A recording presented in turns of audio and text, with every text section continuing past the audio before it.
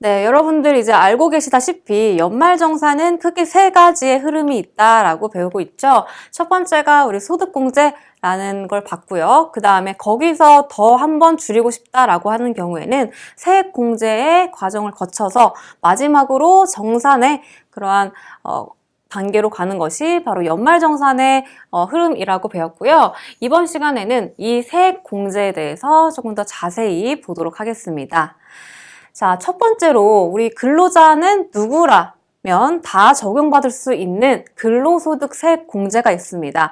자, 이거는 아무런 서류를 제출하지 않아도 모든 근로자가 일괄적인 요 표에 의해서 자동으로 적용되는 공제이기 때문에 따로 여러분들이 신경 쓰실 그러한 것은 없어요. 다만 이러한 것들이 어떤 개념인지 간단하게 설명을 드리도록 할게요. 자, 우리가 예를 들어서 사업자라면 매출, 즉 수익이 있겠죠. 수익이 있는데 이 수익에 대해서 세금을 내지는 않습니다. 자, 이 사업과 관련된 비용을 제외한 이 이익에다가 세금을 적용을 하게 되는데요. 자, 우리가 사업자면 이렇게 수익과 비용이 명확하게 구분이 되겠지만 근로자의 경우에는 물론 수익은 연봉 개념으로 정확하게 계산이 됩니다. 하지만 이 비용 개념이 애매하다라는 거예요. 하지만 우리가 회사를 출퇴근할 때 교통비도 당연히 들 것이고 옷도 사야 되고 신발도 사야 되고 여러 가지 비용이 드는 건 있잖아요. 하지만 이러한 것들이 명확하게 근로자는 계산하기가 쉽지 않다라는 것이죠. 그래서 세법에서는 이러한 비용들에 대해서 근로자는 명확하게 파악하기 어렵기 때문에 일정한 식을 적용해서 그 금액만큼은 너가 이 비용 개념으로 쓴 것으로 인정하여서 그거를 빼고 나머지에 대해서만 과세하겠다라는 그러한 개념을 근로소득 세액공제라고 이해를 하시면 될 것 같아요. 그래서 굉장히 이 식이 복잡하게 나와 있는데 이러한 식들은 여러분들은 아실 필요까지는 없고요. 다만 한도 개념이 있다라는 거예요. 그래서 이거는 무제한 인정되는 것이 아니고 연봉에 따라서 66만 원 또는 50만 원의 한도가 있다라는 정도만 알고 계시면 되고요.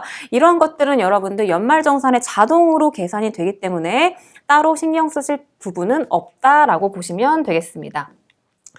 자, 그리고 두 번째로 우리 보험에 대한 거 여러분들 관심 많으시죠? 자, 보험은 크게 두 가지 형태가 있습니다. 첫 번째는 저축성 보험, 그리고 두 번째는 보장성 보험인데요.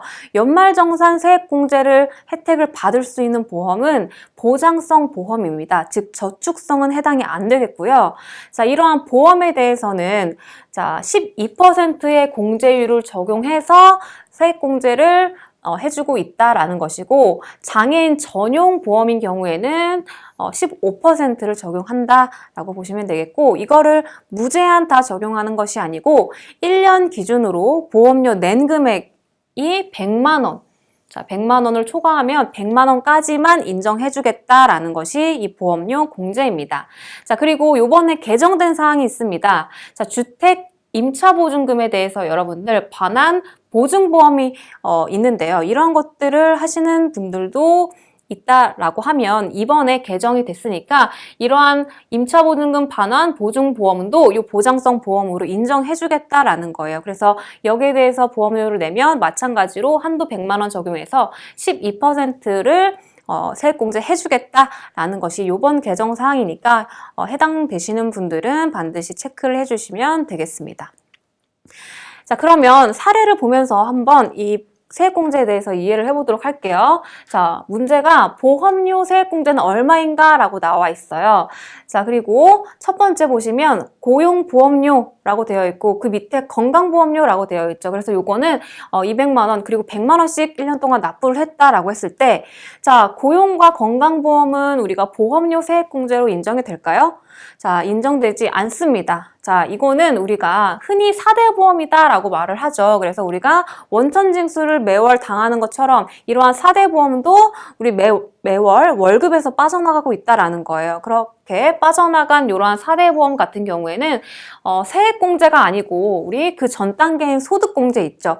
거기서 이 납부한 전액을 소득공제로 인정받게 됩니다. 즉 공제는 되긴 되지만 세액공제가 아니고 소득금액 자체를 줄여주는 소득공제로 들어간다라는 것이고, 자, 그리고 세 번째 보시면 자동차 보험료라고 있죠. 이것도 보장성 보험이기 때문에 보험료 세액공제로 인정이 됩니다. 자, 요게 80만 원 금액이 있고요. 그 다음에 밑에 보시면 그 외에 보장성 보험료가 120만 원이 있다라고 했을 때, 이러한 경우에 보험료 세액공제를 얼마를 받을 수 있느냐? 일단은 대상 자체는 보장성 보험료 요 두 가지 금액이 되겠죠. 그래서 200만 원이 대상이 되겠고, 요 금액을 전액 인정하는 것이 아니다. 한도가 있다라는 거죠. 한도가 100만 원이니까 이 100만 원의 공제율 12%를 적용해서 우리가 결과적으로 세액 공제를 받을 수 있는 금액은 12만 원. 이런 식으로 적용하는 것이 보험료 세액 공제다라고 보시면 되겠습니다. 자, 이렇게 우리 세액공제에 대해서 간단한 기본적인 것들 봤고요. 자, 다음 시간에 또 이어서 보도록 하겠습니다.